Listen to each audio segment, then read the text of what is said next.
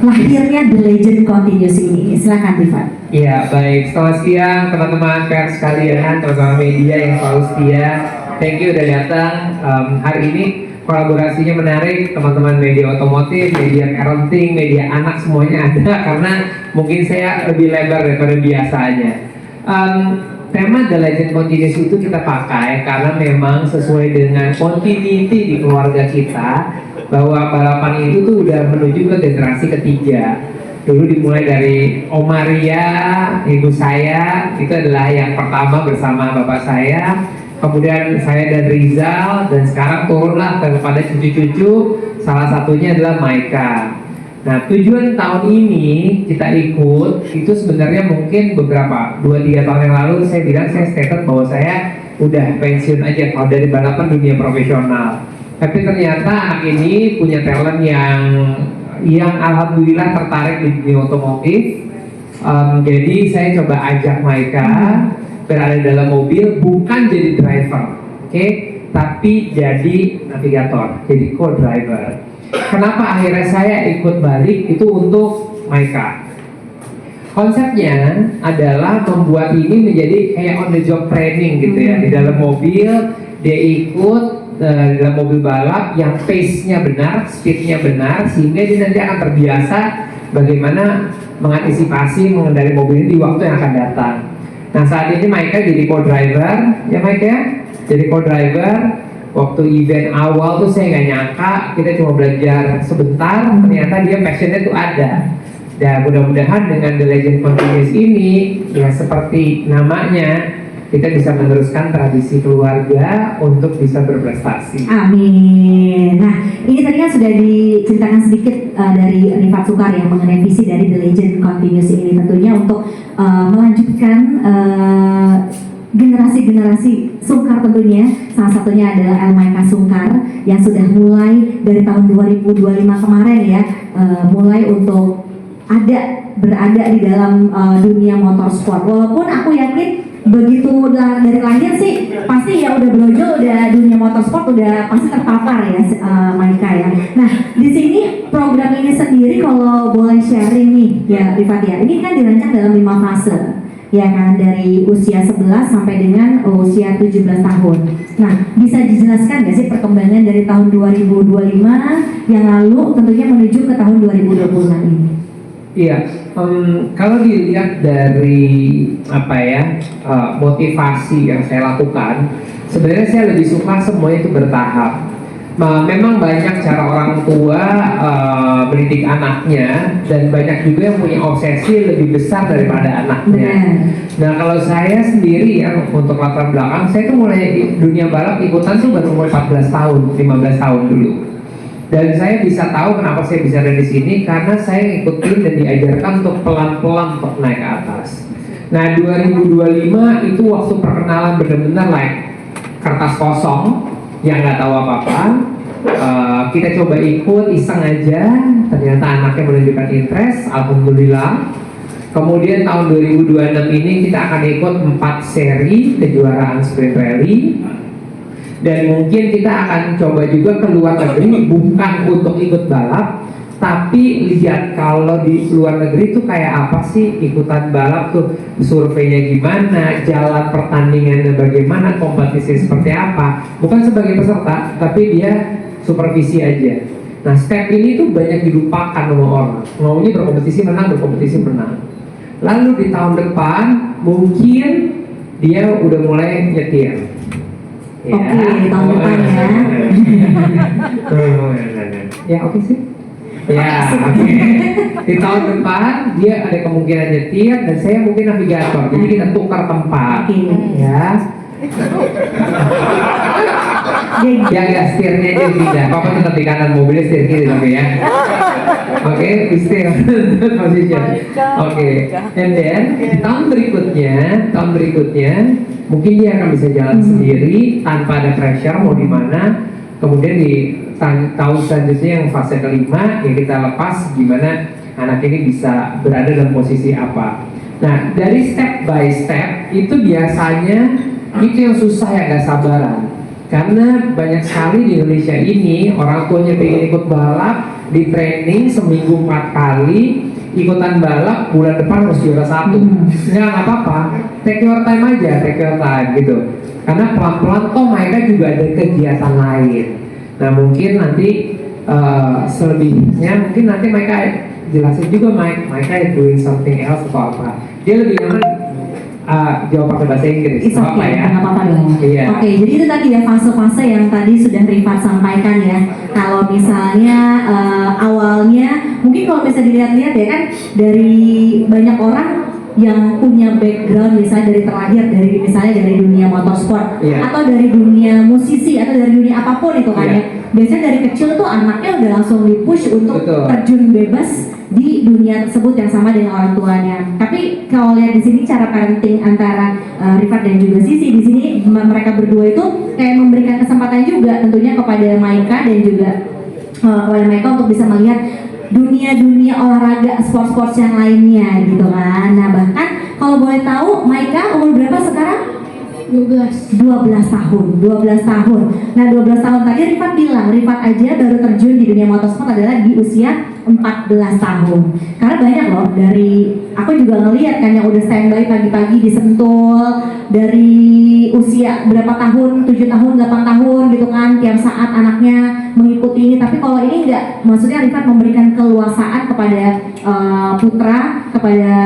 putranya Rifat Sungkar yaitu Maika untuk bisa mencoba dulu hal-hal lainnya. Nah, tadi kan Rifat udah bilang fase-fase tersebut. Ini fasenya sangat menarik karena instead of dari kita langsung diajarin, langsung jadi ikut kompetisi, jadi juara, biasanya mental anak-anak tuh malah jadi Betul. lebih ngedrop karena Iya. pengalaman ya Betul, kan. iya. Nah, jadi memang harus ada stop-stopnya. Tadi bagus banget. Ini Maika nanti next year apa tahun ini akan diajak juga untuk supervisi suatu balapan di luar negeri. Itu rencananya tahun ini apa? Oh iya sih lah, tahun ini Oke. diusahakan. Nah ini menarik banget karena ini suatu konsep yang menurut aku sangat menarik ya kan. Daripada kita langsung membuat anak terjun langsung, tapi di sini Rifat masih memperkenalkan secara perlahan-lahan sehingga kayak cinta itu timbul gitu, rasa sayang di dunia motorsport itu timbul gitu untuk Maika. Nah, aku mau Maika, kalau olahraga, kamu olahraganya apa aja sih kalau boleh tahu? Tante Sofi mau tahu nih. Ada biasanya aku main bola sih. Oke, main bola. Selain main bola, balapan juga. Oke, main bola, sepak bola atau basketball? Sepak bola. Sepak bola. Iya, aku suka lihat tuh kamu kalau misalnya di Instagramnya Papa ya, Papa nemenin juga kan ya kalau lagi turnamen bola ya. Nah, kalau balapan, Maika kemarin itu balapan pertama berarti tahun kemarin ya, 2025 ya. 2025 di mana kalau boleh tahu? Balapnya itu di Semarang, itu pertama kali Maika balap dan Maika itu sangat gimana ya?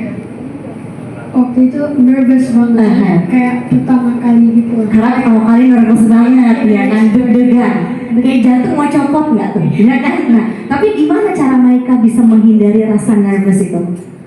Pakai practice sih, practice jadi luar biasa. nggak terlalu nervous. Oke, karena practice terus, jadi nggak nervous. Nah, kalau balapan itu biasanya setahunnya Tante Sofi, iya boleh nggak apa-apa kalau mau jawab bahasa Inggris. Kalau misalnya H-1 the day before competition biasanya kan ada shakedown ya, latihan atau gimana? Maika memanfaatkan waktu untuk latihan itu dengan maksimal atau enggak? Iya, Pasti ya? pasti ya. Terus ada cerita lucu nggak misalnya kalau misalnya lagi latihan?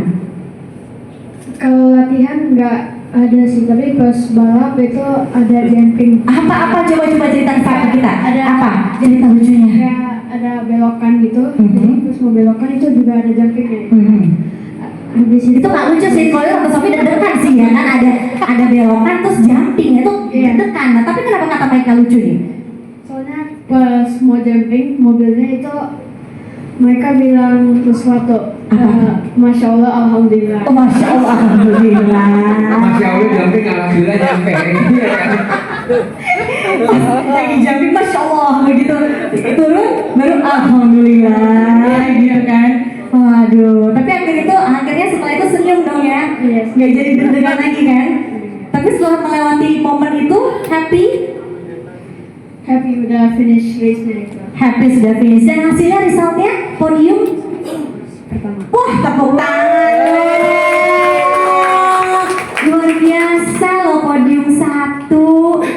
Ini kalau menurut Maika bisa podium 1 karena Maika baca pace note-nya bagus atau karena papa nyetirnya bagus nih? Papa.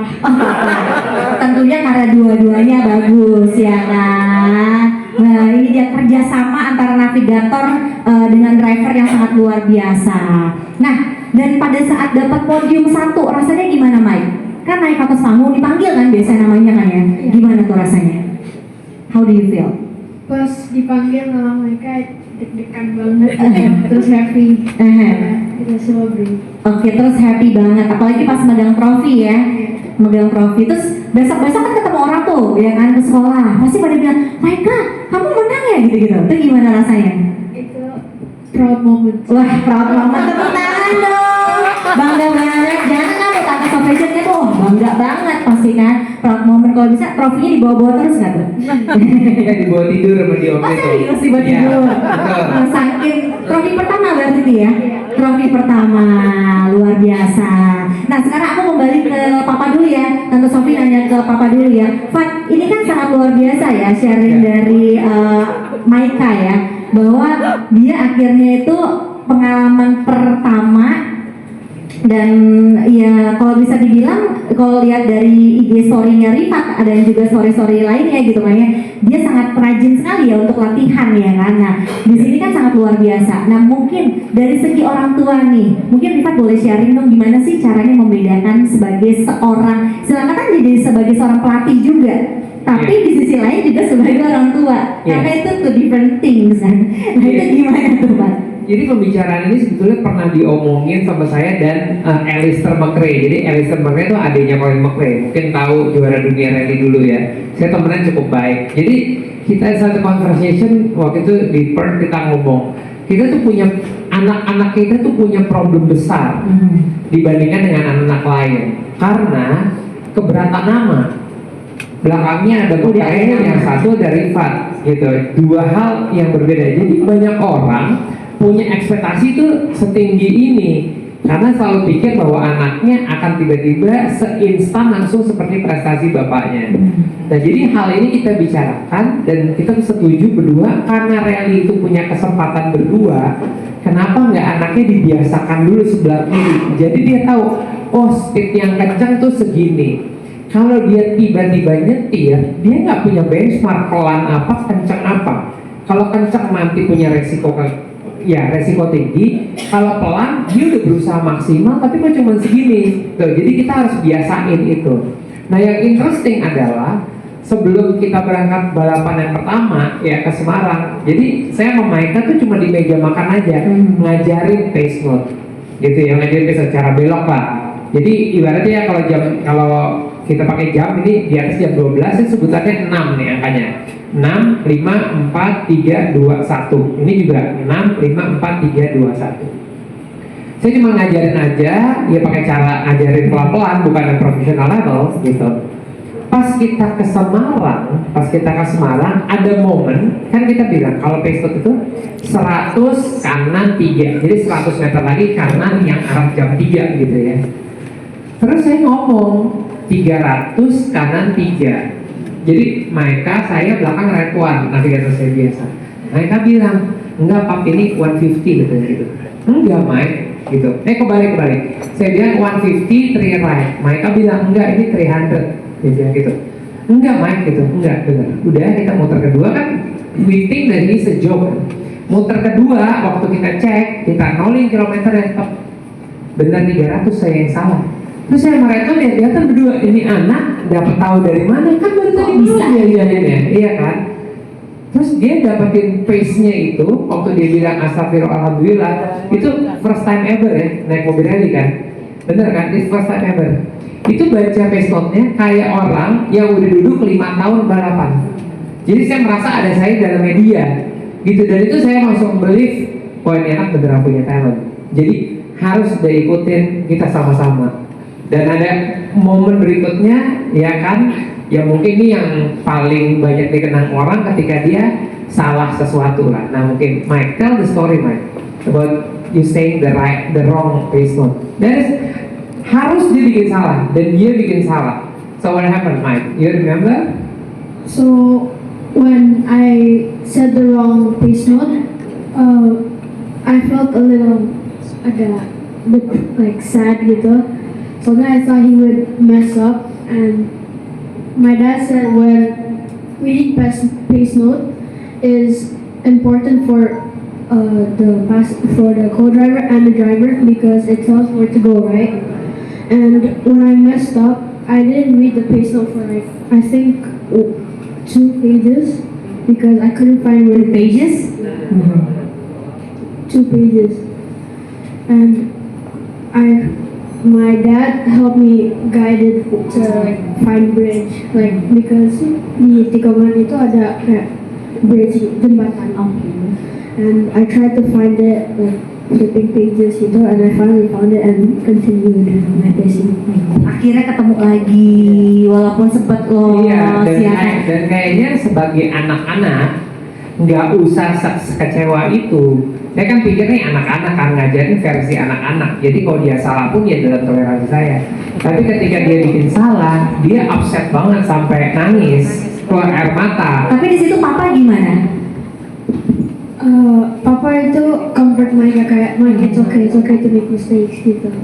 Iya, dan saya bilang sama dia, saya nggak nyangka kalau dia segitunya waktu itu bikin salah nggak apa-apa, mau salah dari awal sampai habis sih baik-baik aja.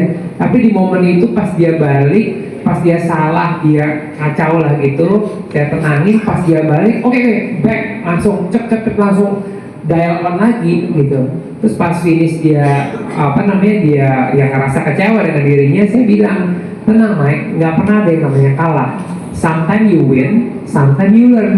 Jadi suatu hari kamu menang, tapi satu hari yang lain kamu belajar. Kalah itu bukan kekalahan, tapi pelajaran. Jadi it's okay, we just fight. SS berikutnya, saya yang bikin salah, mobil balik arah. Jadi saya bilang sama dia, tenang Mike, nggak kamu doang yang bikin salah. Ini udah segini juga masih bikin salah. Jadi udah satu sama, that's fine lah. Tapi di sampai akhirnya, Kita masih pertama. wah luar biasa, tepuk tangan dong. Jadi jangan pernah takut untuk bikin salah ya kan.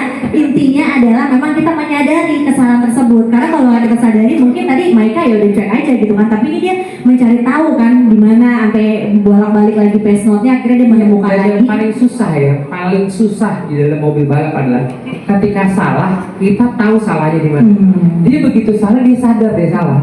Kan biasanya udah baca aja terus kan orang karena 3 kiri 5 karena ya kan semua sama aja untuk anak kecil apalagi. Nggak begitu salah baru satu corner dia lupa I lost it katanya gitu.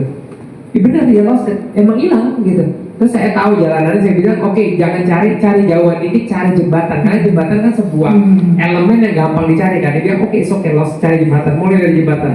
Berapa ratus meter kemudian jembatannya ketemu. Oke Pak, it's okay, just go lagi. Luar biasa, tepuk tangan dong ya kan, belajar kesalahan akhirnya bisa menemukan lagi jawabannya dan bahkan tetap mendapatkan hasil podium 1. Ini keren banget. Terus happy Maika?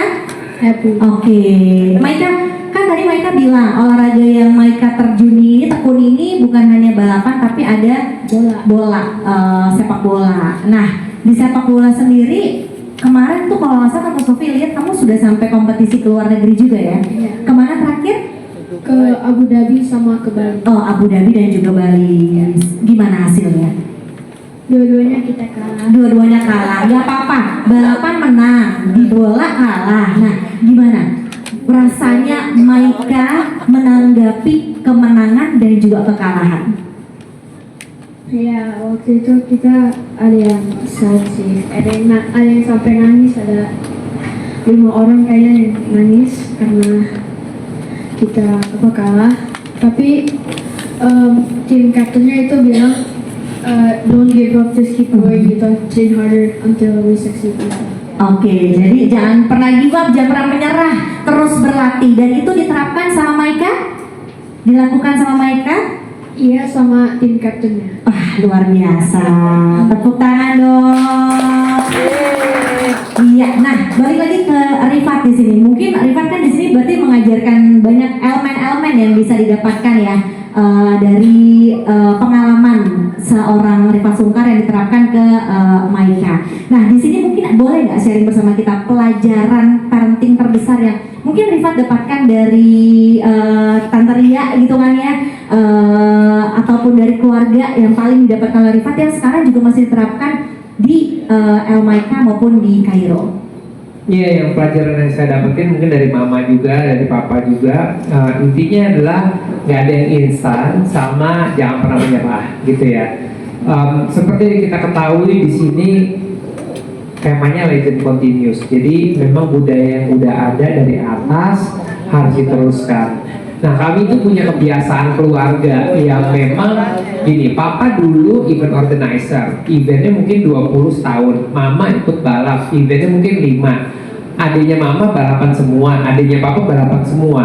Jadi kan saya nggak mungkin jadi penyanyi ya kan, jadi pasti harus jadi pembalap gitu. Nggak mungkin juga ya. Iya. Nah, jadi karena kebiasaan kita itu, akhirnya kita juga ngerti segalanya bahwa yang penting di dalam tim balap itu adalah komunikasi. Itu sangat amat penting. Karena kalau kita nggak baik itu komunikasinya sama mekanik gitu ya, orang tahu nggak apa yang paling penting yang membuat mobil balap itu bisa menang? Tahu nggak yang paling penting apa? Bautnya kencang. Kalau bautnya kendor, nggak bakal sampai ke finish. Nah, komunikasi yang minim itu tuh penting sedikit demi sedikit.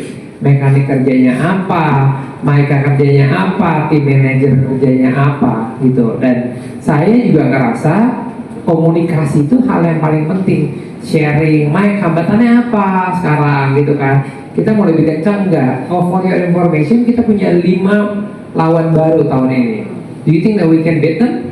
Yes. Oh, Ada yang biasanya juga semangat banget ya. semangat banget.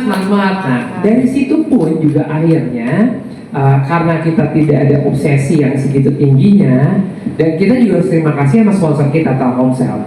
Menyambung aja, legend continuous, jaringan bagus segala macam, komunikasi bagus. Nah, hal itu kita terapkan di dalam tim karena gini, saya tuh sangat bisa kalau kita mau mulai pakai mobil yang kencang. Ya, karena saya juara Asia Pasifik tahun 2024 atau 2023, saya lupa. 23 itu naik mobil rally 2. Oke, saya bisa naik mobil rally 2. Tapi apa dia siap naik mobil gitu? Enggak. Saya duduk aja, dashboardnya segini. Kalau dia duduk, kayak duduk di bawah, nggak bisa lihat apa-apa, iya kan? Dan mobilnya juga terlalu kencang gitu, kompetisinya terlalu tight. Belum di situ levelnya, makanya saya pakai mobil kelasnya R3 rear wheel drive. Mobil saya pakai karburator aja, kemudian mesinnya juga nggak nyampe 2000 cc. Pokoknya enjoy the ride. Nah, pilihan saya mobil tarikan belakang kenapa? Di mobil tarikan belakang itu rasanya paling rally, mau sliding sana, sliding sini. Jadi di dalam tuh dia juga, wah seru ya, kayak drifting gitu loh, seru. Kalau mobil yang mau tarikan depan kan mobil harus rapi nyetirnya. Nah, sensasi itu saya ajarkan juga ke dia. Ketika dia punya feeling, nah biasa mama ngajarin setelah balapan, review yuk gitu. Setelah survei Pesto tadi, oke, udah ngantuk nggak apa-apa, buka laptop, lihat mana yang salah, mana yang benar, tanya sama yang sebenar-benarnya. Setelah balapan mobilnya kurang ini, boleh duduk lihat what's the problem. Jadi satu-satu kecil tuh harus kita komunikasikan. Pas banget dengan Telkomsel 5G, ya Iya, kan? Nah, betul. apapun itu memang harus dikomunikasikan, benar kan? Nah, Iya, intinya betul. antara orang tua dan anak, mungkin dari tiga generasi ini ya kan, kalau tidak ada komunikasi yang baik, maka tidak akan terjadi ini. Ada the legend continuous ya kan. Jadi dengan komunikasi yang baik dan dengan Telkomsel 5G yang bisa membantu kita berkomunikasi dimanapun dan kapanpun, apalagi kalau area-area balapan itu kan pelosok-pelosok ya kan. Nah, tapi kan tetap dengan Telkomsel 5G tetap bisa teleponan, kasih kabar dan lain-lain, masuk ya kan. Oke.